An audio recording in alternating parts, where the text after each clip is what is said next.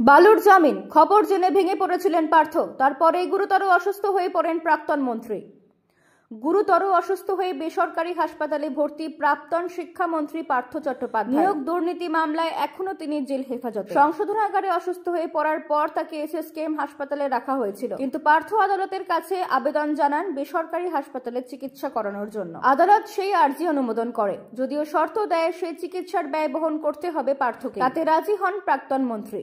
মঙ্গলবার রাতে প্রাক্তন মন্ত্রীকে বাইপাসের ধারে আর.এন.টিগর হাসপাতালে ভর্তি করানো হয়। সেখানেই তার চিকিৎসা চলছে। সংশোধনাগারের একটি সূত্রের বক্তব্য, একদা রাজ্য মন্ত্রিসভায় তার সহকর্মী এবং তৃণমূলের সমসাময়িক জ্যোতিপ্রিয় মল্লিকের জামিন পাওয়ার খবরে মানসিকভাবে ভেঙে পড়েছিলেন পার্থ। সেই থেকেই তার শারীরিক অসুস্থতার সূত্রপাত, যা ক্রমশ গুরুতর আকার ধারণ করছে। 2022 সালের 23শে জুলাই মধ্যরাতে পার্থকে তার নাকতলার বাসভবন বিজয় কেতন থেকে নিয়োগ দুর্নীতি মামলায় তাকে গ্রেফতার করে ইডি। সেই থেকেই জেলবন্দি তিনি। কয়েকটি মামলায় জামিন পেলেও একাধিক মামলায় অভিযুক্ত বলে জেল থেকে ছাড়া পাননি পার্থ। রেশন দুর্নীতি মামলায় গ্রেফতার হয়ে জেলে ছিলেন প্রাক্তন খাদ্যমন্ত্রী জ্যোতিপ্রিয়। 2023 সালের অক্টোবর মাস থেকে জেলে ছিলেন তিনি। দুজনে একসঙ্গে প্রায় 14 মাস কারাবাসে কাটিয়েছেন, কিন্তু গত 15ই জানুয়ারি 25,000 টাকার জোড়া বন্ড এবং 50 লক্ষ টাকার ব্যক্তিগত বন্ডে জামিন দেওয়া হয় জ্যোতিপ্রিয়কে। সেই ঘটনার পরেই শারীরিক অবস্থা খারাপ হয়েছে তৃণমূলের প্রাক্তন মহাসচিবের। প্রেসিডেন্সি জেল সূত্রে খবর, একদা তৃণমূলের সতীর্থ জ্যোতিপ্রিয় জামিন পাওয়ার পরেই মানসিকভাবে ভেঙে পড়েছিলেন বেহালা পশ্চিমের 5 বারের বিধায়ক পার্থ। সেদিন থেকেই খাওয়া দাওয়াও প্রায় বন্ধ করে দিয়েছিলেন, আর 5 দিনের মাথায় গুরুতর অসুস্থ হয়ে পড়েন। জেল কর্তৃপক্ষ পরিস্থিতির গুরুত্ব বিবেচনা করে পার্থকে জেল হাসপাতালে রাখার ঝুঁকি না নিয়ে এসএসকেএম হাসপাতালে পাঠিয়ে দেন। সেখানে চিকিৎসাধীন থাকাকালীনই বেসরকারি হাসপাতালে চিকিৎসা করাতে চেয়ে আইনজীবী মারফত পার্থ আদালতের দ্বারস্থ হন। জেল সূত্রের খবর, যেদিন দুপুরে আদালত জ্যোতিপ্রিয়ের জামিন মঞ্জুর করে, সেদিনই তাকে জেল থেকে বাড়ি নিয়ে আসার উদ্যোগ শুরু করেছিল।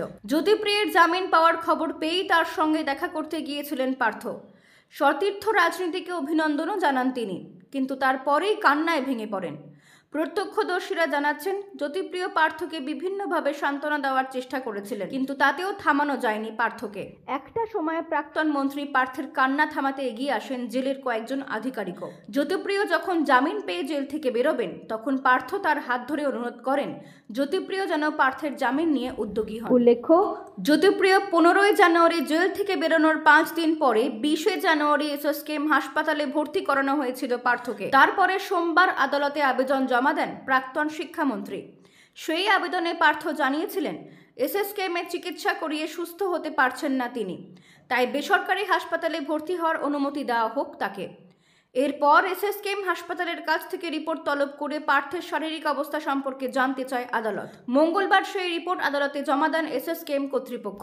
সেখানে জানানো হয় পার্থের শারীরিক অবস্থার উন্নতি হয়েছে, তবে কিছু সমস্যা রয়ে গেছে, সংক্রমণের সমস্যাও রয়েছে।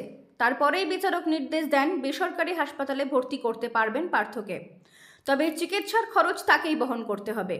সেই মতোই মঙ্গলবার রাতে এসএসকেএম থেকে বাইপাসের ধারে বেসরকারি হাসপাতালে নিয়ে যাওয়া হয় তাকে। তবে তার জামিন কবে হবে সে সম্পর্কে কেউই কিছু বলতে পারছেন না। জামিন পাওয়ার পরে পার্থের অনুরোধের মতো জ্যোতিপ্রিয় উদ্যোগী হচ্ছেন কিনা তা স্পষ্টও নয়, কারণ প্রাক্তন খাদ্যমন্ত্রী জামিনের সময় আদালত নির্দেশ দিয়েছিল তিনি যেন কারোর সঙ্গেই কথা না বলেন। আপনি যদি খবর দেখতে পছন্দ করেন, তাহলে এই চ্যানেলটি সাবস্ক্রাইব করে রাখুন, আর মমতা ব্যানার্জির রাজনৈতিক ইতিহাস জানতে এখানে ক্লিক করুন।